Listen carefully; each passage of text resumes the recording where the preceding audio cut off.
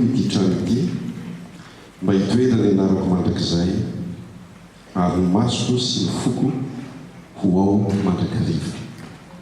Ny fiangonana dia miaratsiny amin'ny teny français institution divine. L'Église est une institution divine. C'est Dieu lui-même qui a institué que l'Église soit et l'Église existe. C'est un lieu où nous rencontrons le Seigneur pour le louer, pour l'adorer, mais surtout pour le rencontrer, pour prier et pour écouter sa parole. Certaines personnes disent que nous pouvons rester à la maison, regarder sur la télé les cultes, et ça suffit. Mais sachez ceci, ce que la parole de Dieu nous dit, l'Église est une institution divine. Elle est là pour nous apporter la grâce de Dieu, la parole de Dieu, et aussi nous apporter le salut, surtout en Jésus-Christ. Nous souhaitons beaucoup, nous préparons pour ces familles que nous offrons dans la maison.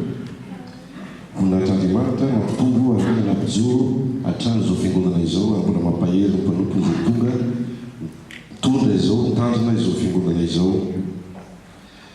Nous souhaitons beaucoup faire dans la maison douce, mais fidèlement Sergi. C'est qu'il y a rien, ni François Naroetro. Ao le tanora zay tsy voaheta mitondra zany anjara-toekany zany amin'ny fahafatsy. Ao ny sampana vehivavy kristiana zay mavitrika dia mavitrika satria eto aminareo tompoko no misy présidente ny SVK fahafatsy en la personne de madame Nivo Radiofer.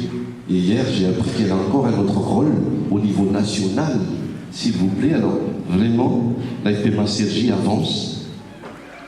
Mikasaka tokoa ny fanjakan'Andriamanitra zava-dehibe zany. Tsy izy irery ihany fa vaovao fity tamin'ny komity partany sy nota-partany avy eto aminareo. Ny filohan'ny faritany fahafatsy dia ramatoa Oltina Andrianony. Avato aminareo daholo zany ary mbola pedabe ny lista na mbola mbola tohizana fa dia voninahitra Andriamanitra irery ihany. Dia mampahery anareo tompoko tapitra ny 2 minitra koa. Mbola dia téléphone. Zay angamba ny faiblesse pasteur fa farany dia farany mazava-dehibe ny hoe fianam-piangonana, surtout les jeunes. N'oubliez pas que Dieu vous rencontre dans l'Église et Dieu vous bénit dans l'Église. En Jésus-Christ et son Saint-Esprit qui vous accompagne tous les jours pour vous aider à avancer dans la vie. Et on sait que c'est pas facile quelquefois la vie. Une petite histoire avant de terminer. Un homme, une femme s'adressait à son mari, lui posait des questions, parce que nous sommes dans le temps de la Pâque, semaine sainte. Chérie, bon voilà, c'est une expression, hein.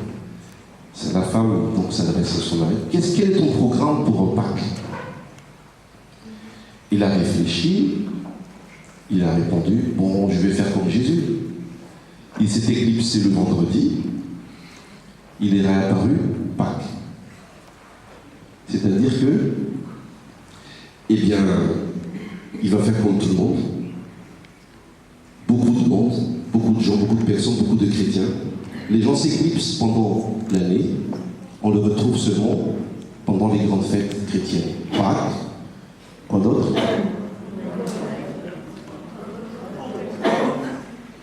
Et pour la mispatis, un mariage, un défi. Des fois, nous avons nos fixes, nous avons une petite charité, nous avons tué dans la mandrakizay, nous avons fait dans l'Andriamanitra. Ingani, ils ont fait masser ils ont tué amizany. Si c'est éclipsé christiane pendant l'année, enfin oui, dans les saknyarady. Manompo n'Andriamanitra, mitery n'Andriamanitra, manaraka ny Jesosy ary fiangonana tarihan'ny fanahy masina. N'Andriamanitra ny voninahitra. Ou un petit mandrakariva fiatana. Efatra minitra tompoko mialatsiny.